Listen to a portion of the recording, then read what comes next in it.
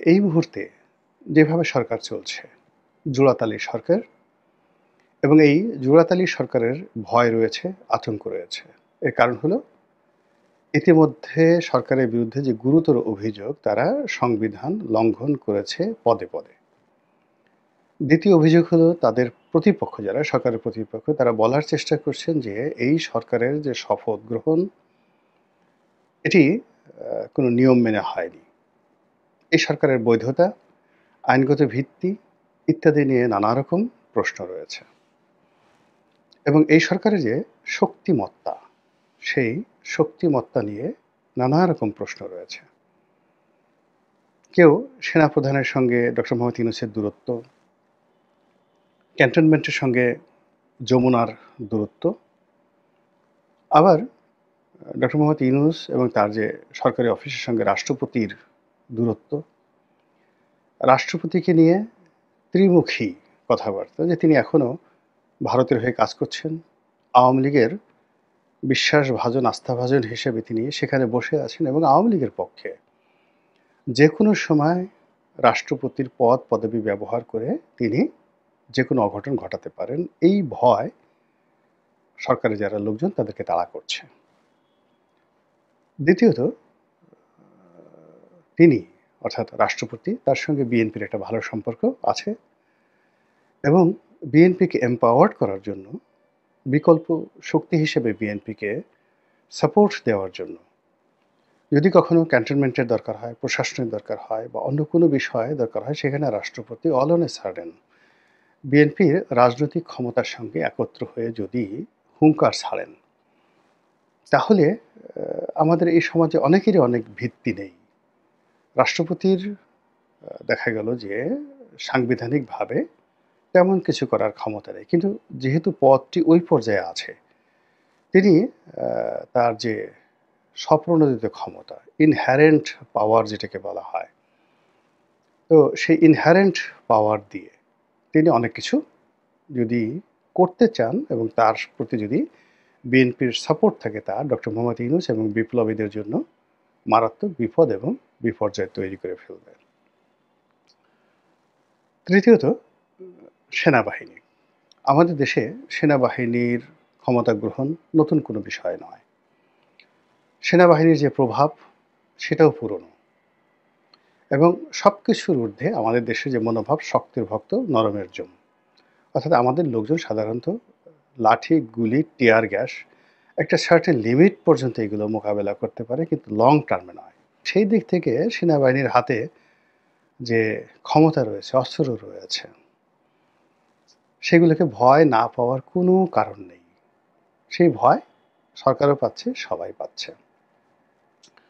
এবং এখানে সেনাবাহিনীর যে কর্মকাণ্ড গত 10 মাসে খুবই, যাকে বলা হয়, রহস্যজনক।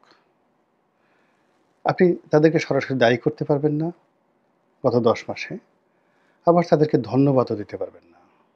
হাসনাত, সার্জিস, মাহফুজ, আসিফ মাহমুদ, সজীব ভুঁইয়া, তারা একটা গ্রুপ একেবারে সরাসরি, যারা এখন এনসিপি রাজনীতির সাথে জড়িত। তাদের জীবন, মরণ, অস্তিত্ব সবই এই বর্তমান সফলতার উপর নির্ভর করে সরকারের। 2 নম্বর হলো যে তারা ইতিমধ্যে বুঝে গেছে, এনসিপি বুঝে গেছে যে আগামীতে যারাই ক্ষমতায় আসুক, মানে সেটা দলটি যদি বিএনপি হয়, তাহলে তাদের পিঠের চামড়া থাকবে না। এটা তারা বুঝে গেছে।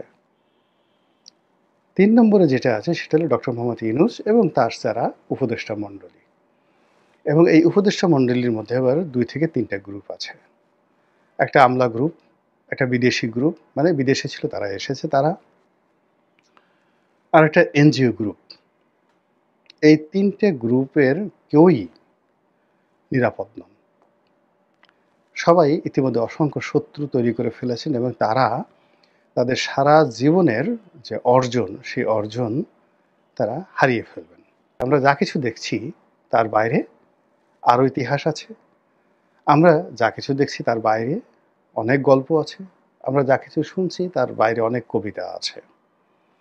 এবং তেমনি একটি কবিতার নাম হলো এই জুলাই আগস্ট বিপ্লবের চার্টার।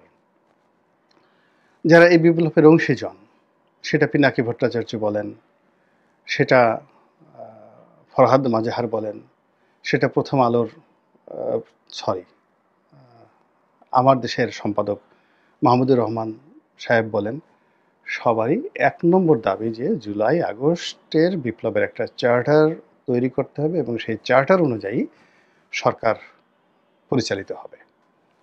এটা তাদের একটা প্রেশার। আপনি চিন্তা করুন যে ডক্টর মোহাম্মদ ইউনূসের যে প্রেস সচিব শফিকুর রহমান বা শফিক, উনাকে নিয়ে কি ইমেজ তৈরি হয়েছে? বিএনপি ক্ষমতা আসলে কি তাকে চুমু দেওয়া হবে? তাকে কোলে নিয়ে ওয়া ওয়া চোয়া চোয়া করা হবে? বলেন তো। এখন তিনি কি চাইবেন? তিনি কি বিএনপির কাছে সেফ এক্সিস্ট চাইবেন? প্রশ্নই আসে না। তিনি চাইবেন জুলাই চার্টার হোক, তার সেফ গার্ড থাকুক, তার ভ্যান গার্ড থাকুক, তার জন্য একটা নিরাপত্তা বলয় তৈরি হোক। তো এই যে জুলাই চার্টার নিয়ে যে কথাবার্তা হচ্ছে এই জুলাই মাসে পক্ষে এবং বিপক্ষে, তারই প্রেক্ষিতে এই সময় সবচেয়ে আলোচিত এনসিপি নেতা জনাব হাসনাত, তার একটা বক্তব্য, যেটিকে আমি শিরোনাম করেছি এবং আমার ফেসবুকে সেটা শেয়ার করেছি। তিনি বলেছেন যে এটা আমাদের যাকে বলা বেঁচে থাকা রক্ষা কবচ। এটা কোনো কবিতা নয়। হাসনাত সার্জিস থেকে শুরু করে যারা, তাদেরকে যদি বেঁচে থাকতে হয়, তাদের অস্তিত্ব যদি বজায় রাখতে হয়, তাহলে তাদেরকে অবশ্যই জুলাই চার্টার লাগবে। এর কোনো বিকল্প নেই। নির্বাচন আজ হলো, কাল হলো, তাতে তাদের কিচ্ছু আসে যায় না। এনসিপি হলো না হলো কিচ্ছু আসে যায় না। এনসিপি জিতলো বা হারলো কিচ্ছু যায় না, তাদের আসে যায়। এনসিপি ক্ষমতা থাকলো বা ডক্টর মোহাম্মদ ইউনূস ক্ষমতা আরও ৫ বছর থাকুক বা না থাকুক, তাতেও তাদের কিছু আসে যায় না। এদের সবার বয়স ৩০-এর নিচে।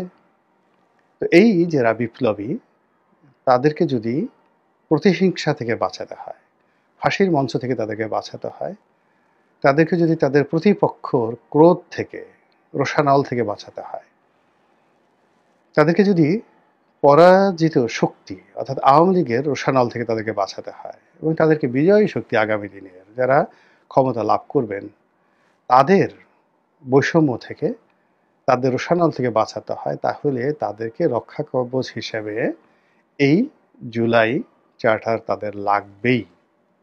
বিপ্লবী সরকার যখন হবে তখন নো ল, নাথিং। বিপ্লবের অধিকর্তা যিনি, তার হুকুমই ল, তার ইচ্ছা, ডিজায়ার, সেটাই ডিগ্রি। তিনি যেভাবে বলবেন সেভাবেই হবে, যেটা এই বাংলায় হয়নি। এমনকি মুক্তিযুদ্ধের পর যে বঙ্গবন্ধু সরকার, সেটাও বিপ্লবী সরকার তারা গড়েনি, করতে পারেনি। এই বিপ্লবী সরকার কেবলই মাত্র যেটা লেনিনের হয়েছিল কিংবা অন্যান্য যে সকল কমিউনিস্ট কান্ট্রিগুলো যারা সেই রোমানিয়াতে হয়েছে, আলবেনিয়াতে হয়েছে, সে নাসিরুদ্দিন হোজ্জা, নাসির মানে আনোয়ার হোজ্জার আলবেনিয়াতে, তো এরকম পিনোশের হয়েছে, চিলিতে পিনোশের হয়েছে।